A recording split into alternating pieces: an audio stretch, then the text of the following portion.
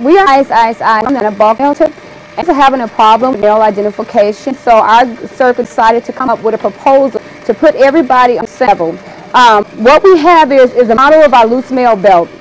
And this is where majority of our mail is separated. So we have the model, you can see the model is separating the mail. We have our proposal. The problem was that we have new employees that come in, the PTFs as well as our casuals.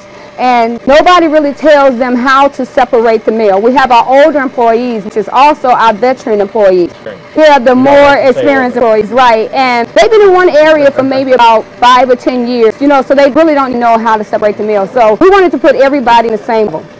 So what we did was, we got a mail identification chart, what we got out of the quick resource manual, and it explains the dimensions of the mail from the letters, from the flats to the NMOs, to the parcels, and the IPPs, the irregular parcel posts.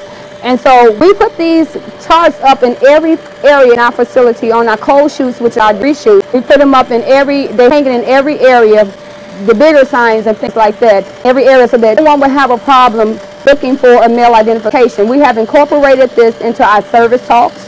We incorporated to our orientation for our new employees. We also did classroom training when we have our 8-hour training. So we did all of that so that everybody can be, you know, come together and be on the same level. We lost a piece. Lost a piece. This is just an example of how the mail goes through, and they separate the mail. To look at our people and things like that, they separate mail. So basically that is, this proposal is just to put everybody basically in the same level. We spent $350 just preparing for this. And I thought you were telling me the whole thing. No, not at all. We spent $350 just preparing just to come here, models and everything like that. And this proposal will potentially save the post office almost $679,000. And so I think this proposal will not only help the bulk mail center, but it will help the postal service nationwide, even with our costs. Thank you. All right, and thank you. Well, our problem at the AMC was mail coming into the facility. We use a lot of boxes at the AMC. So when mail comes from the AOs, we had no control over the way they were sending mail in it. Flats, unmachinable, non-machinable mail, with the machinables all combined. And if there's 10 containers to go on a truck and you only got space for 8, you're going to consolidate. So rather than try and deal with nationwide correcting the problem, we figured let's do it in-house. We'll fix our own problem. So what we did was we came up with a calling operation. We had maintenance install a dumper on the airline dock. Therefore, when the mail came in from the AOs, it would go straight to the dumper, to the operation. That mail in turn dumped on the belt. We had maintenance also install controls to where the mail handler, whoever was working at that station, could stop the belt. That's, you know, allowing all safety aspects of it. You don't have to be reaching over the belt while it's moving. So we set up operation to where they could pull out the big pieces, you know, the flats, separate the flats in tubs and send it on to the flats, so that's not delaying the flats, because one of the money makers at the AMC is priority flats. We all know that. So what we did was we got with maintenance to save downtime. We talked to our maintenance manager. One of the main problems we were having was flats was coming up the belt, going inside to the universal sorter, creating major downtime with flats being caught in the trap. So that's money we're throwing away. Secondly, we had problems with safety. The mail handlers, the clerks in the keying stations would get large boxes going to the universal sorter, and they would have to take those big boxes and throw them down in a container. Now you're breaking up containers, breaking up the mail. It has to be reworked. Now you're looking at more man hours. It's going to rewrap. So we eliminated that problem. We also had a safety aspect of taking the parcels down those steps. So in turn, we did a calling operation. We set up the flats, we set up the tubes, the slugs, go to the Georgia walk-off, and that's created, you know, less downtime for maintenance, less downtime for craft, and it just saved us a lot of money.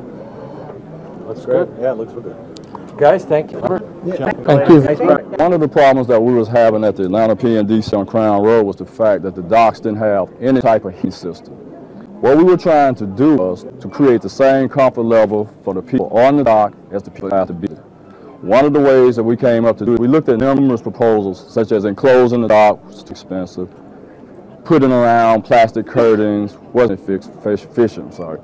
What we came up with was infrared tube heaters. The reason for this is we found that to be the most efficient way to heat the dock and also the most economical.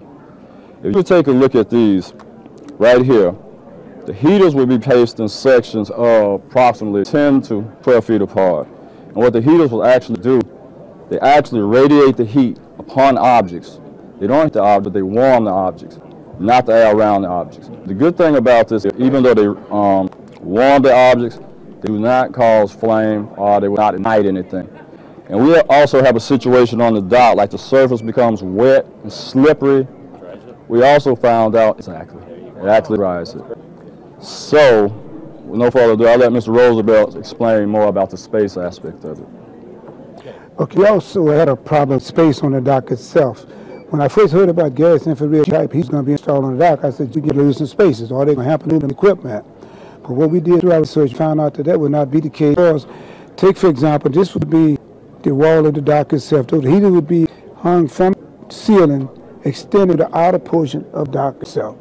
They would not cause any spaces were still intact.